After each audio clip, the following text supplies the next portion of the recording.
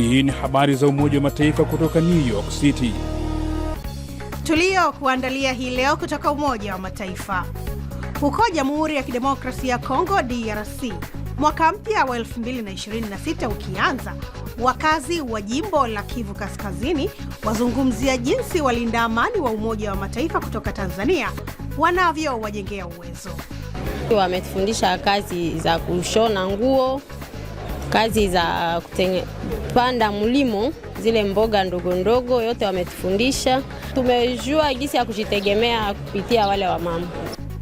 Na je, wafahamu maana ya neno umweso? Basi salia nami hadi mwisho katika kipengele cha Jifunze Kiswahili. Karibu. Ni Alhamisi ya tarehe 8 ya mwezi Januari mwaka 2026. Mwenyeji wako ni mimi Lea Mushi kutoka hapa makao makuu ya Umoja wa Mataifa, New York, Marekani. Kabla ya kukuletea mada kwa kina, tupate muktasari wa habari ambao hii leo unawasilishwa kwako na Assumpta Massoi. Karibu Assumpta. Asante Lea. Tuanzie hapa New York.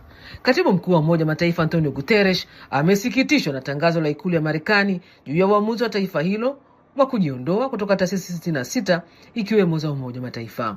Msemaji wa Umoja wa Mataifa amewaambia waandishi wa habari jijini New York, Marekani leo kuwa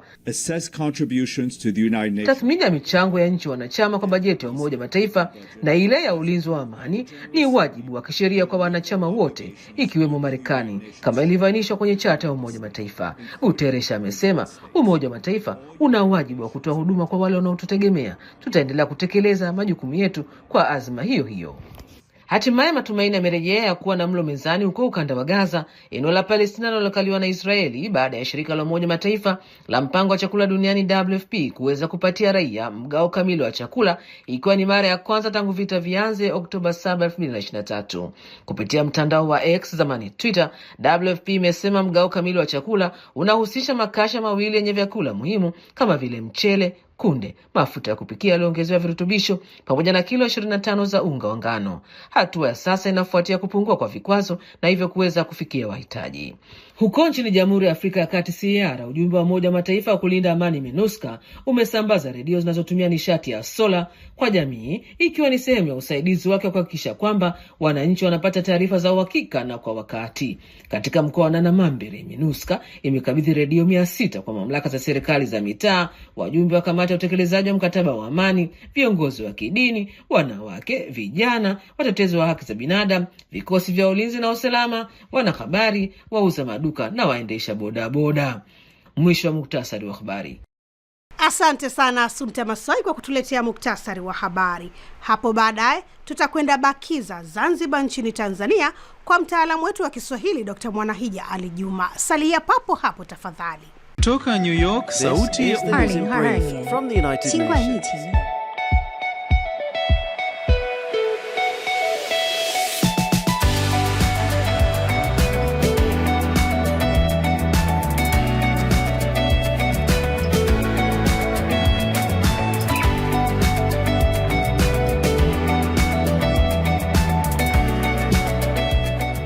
Alors que le réchauffement record met à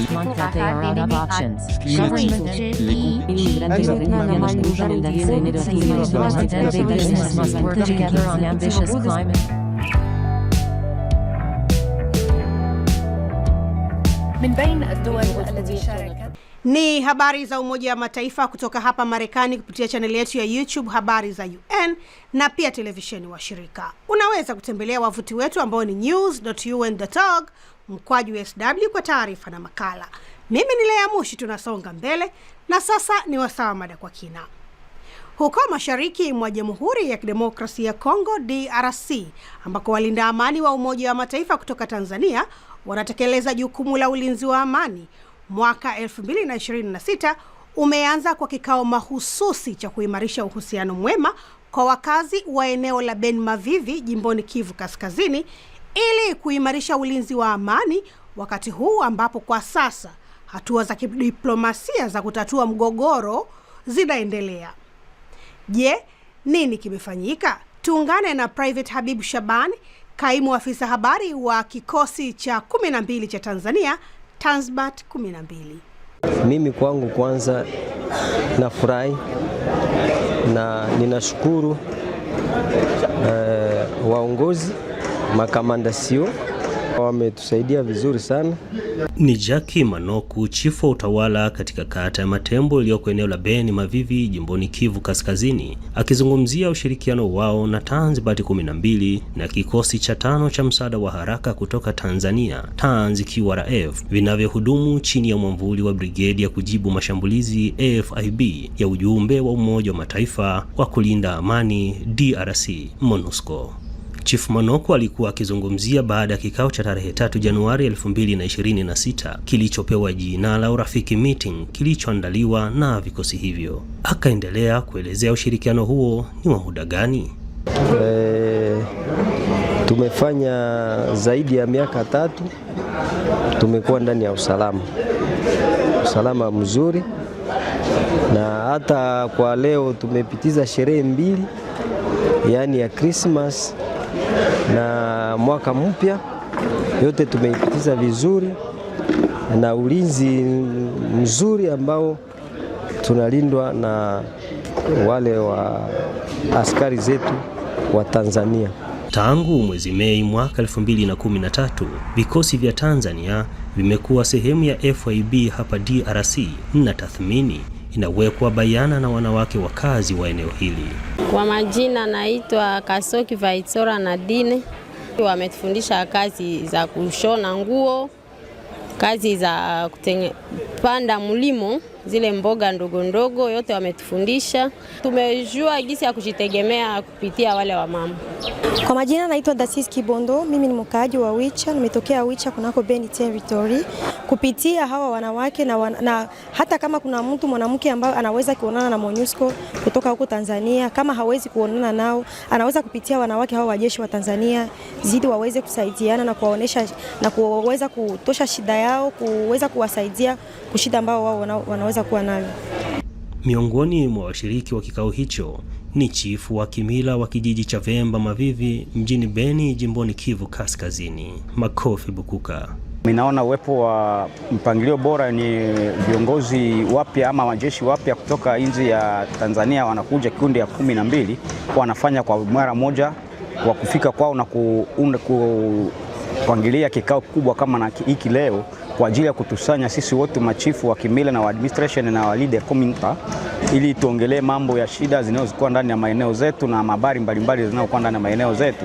Inaonyesha kama tutaishi nao kwenye muungano bora, uhusiano bora, na itatusaidia kupeleka mwaka huu tunaoanza siku 2 leo mara moja na kikao, ili tuweze kutembea pasipo kuingia katika tatizo fulani. Na mbali na hayo, sitaendelea kubaki kukiongelea hii jambo bila kuwashukuru kwanza kindani, kwa sababu leo mimi na mwaka 15 tangu niko chifu, uhusiano ya Watanzania na Wakongomani ni nzuri sana kwetu Mavivi, kwa sababu karibu na kimbali tunaishi nao, na hata vikundi vingine vyote vinaondoka tunaishi nao vizuri katika furaha na magumu tukishangiana, na wanakuja kwetu kama msaada wa haraka kwa ajili ya kutusapoti kabla tupate shida fulani ndani ya mavijiji vyetu na hata ndani ya makata zetu zinazokuwa ndani ya Beni Town na Beni Territory.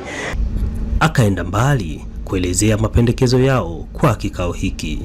Tumeleta mapendekezo fulani kwa upande wote mbili, upande wa wachifu na upande wa wajeshi wanaokuja kutusaidia. Tukakubaliana hiyo mapendekezo tunayoleta sisi wote kufanyia kazi. Tunajua kama inzi yetu ya Kongo, Afrika yetu kupitia wanaokuja kutusupport kutoka inzi ya Tanzania, tutakuwa na faida itakuwa ya kujenga usalama kwetu. Na tunapojenga usalama, haitakuwa sisi ndio tunajigamba kama sisi Wakongomani tumejenga usalama sisi peke yetu, lakini tutasema tumejenga usalama pamoja na jeshi toka inzi ya Tanzania kupitia uhusiano bora yetu wanafanya na sisi tangu mwanzo wiko hapa Kongo na tangu mwanzo wiko hapa Beni Territory na Beni Town, kufuatana na uhusiano inayoshuhudiwa na sisi wa chifu, inaonekana kupitia matendo na kupitia kazi mbalimbali wanaofanya ya maendeleo, hata na ya kusaidia kwa usalama tunayo, na hata kwa kusaidia wale wanaoweza kufuka kushindia watu wote. Tunaona kama uhusiano huu na upendo wanaotuoneshea sisi Wanaafrika, tunajikuta kama kesho yetu ni furaha kwetu sisi wote Wanaafrika, kupitia amani tutajenga pamoja. Luteni Kanali Mustafa Mkundi ni kamanda wa kikosi cha Tanzibati 12 ambaye pia ni mkuu wa kituo cha vikosi vinavyotoka Tanzania hapa Beni Mavivi. Yeye anazungumzia siri ya utendaji wa vikosi vya Tanzania vinavyolinda amani hapa DRC. Ushirikiano uliopo kati ya vikundi hivi pamoja na wananchi lakini pia mafunzo mbalimbali ambayo yalitolewa kabla ya kuja kwenye kutekeleza jukumu yaliwafanya vikundi vyetu viwe na uwezo mzuri wa kuweza kutekeleza majukumu na hivyo kuonyesha kwamba inafanya sawa.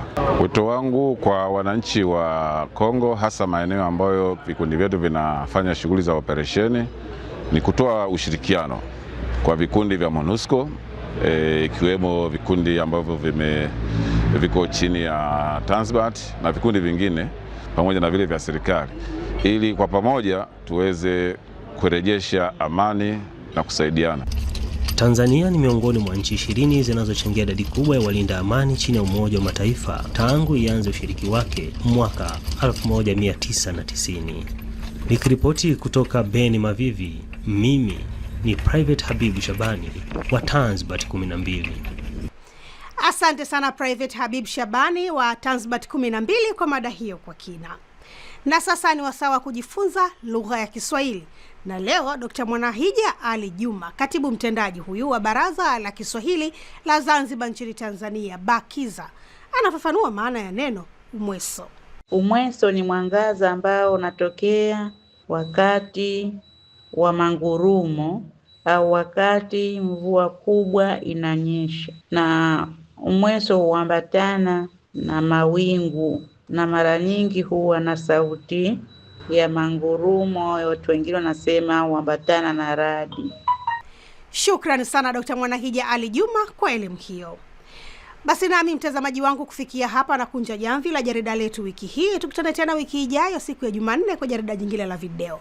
Lakini kwa upande wa vipindi vya redio ni kila siku, hivyo kesho Ijumaa utapata kusikia taarifa za habari za Umoja wa Mataifa. Hata hivyo kwa sasa unaweza kutazama habari na video nyingine kwenye chaneli yetu ya YouTube Habari za UN, na vile vile ukurasa wetu wa X jina ni hilo hilo Habari za UN. Kumbuka pia kupakua app yetu ya Habari za UN katika Play Store na App Store. Kwa niaba ya wote walioshiriki kukuletea jarida hili, mimi ni Lea Mushi, ninakutakia amani na kwaheri kutoka New York, Marekani.